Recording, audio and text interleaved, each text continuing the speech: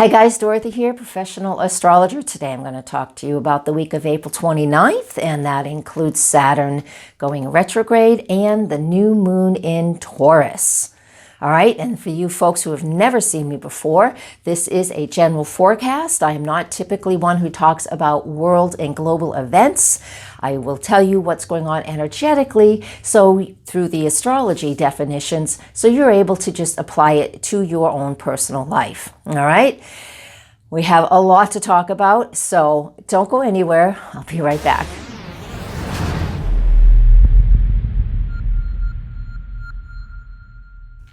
All right, welcome back, guys. Thank you for joining me. Now, remember, my website, nhastrologer.com, has the written forecast there where you can read a lot more about the whole week. All right, so come and join me there. There's links all over the place for this.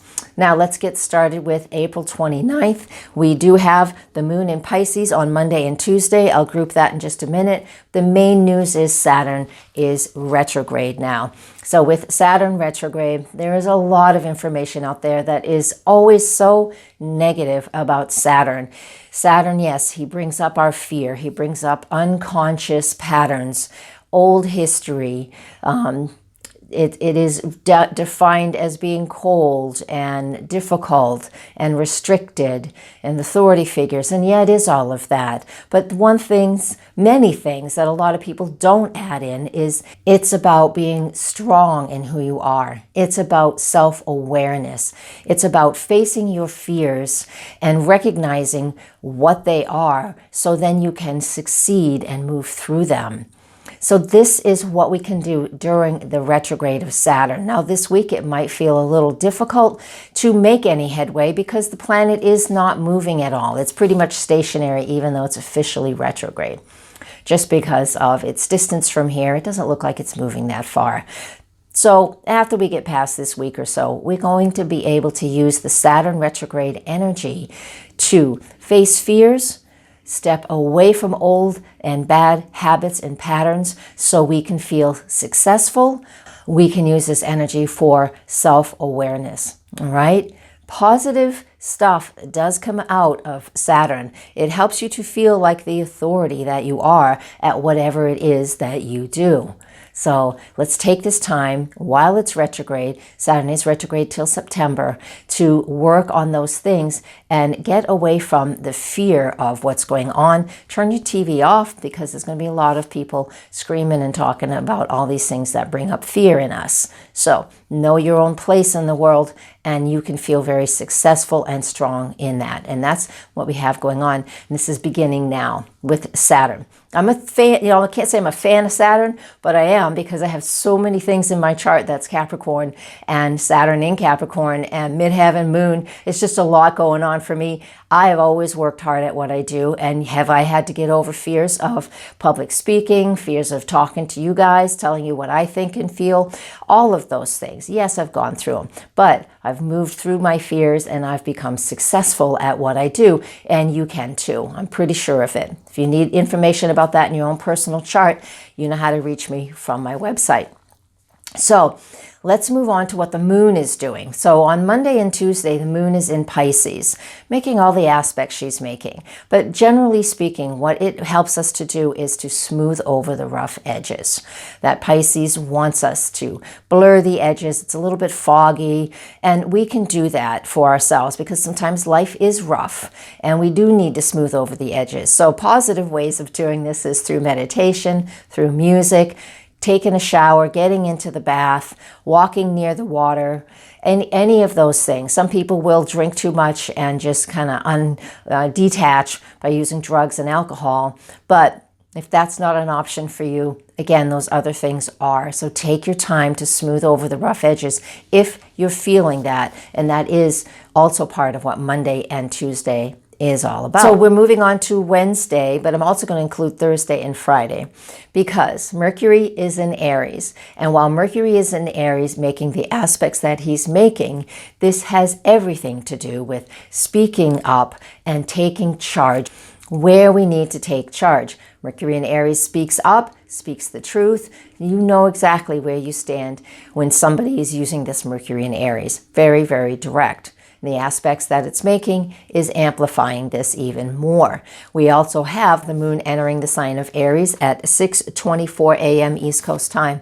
And the moon will remain in Aries for all of Wednesday, Thursday, and most of Friday with Mercury in Aries. This means we are in a phase, we're in the balsamic lunar phase as well. It's about taking action, what I need to let go, because this lunar phase is that final phase before the new. So it's like weeding your garden. We have to release things and we need to let go. So with that moon in balsamic phase in the sign of Aries with Mercury in Aries, this really is, let's get a lot off our chest. Now, we don't have to be jerks and yell at people, but if you have a lot to say, sit down as calmly as you can and talk something out with a person. That's Mercury communicating. Aries, I've got to say what's on my mind.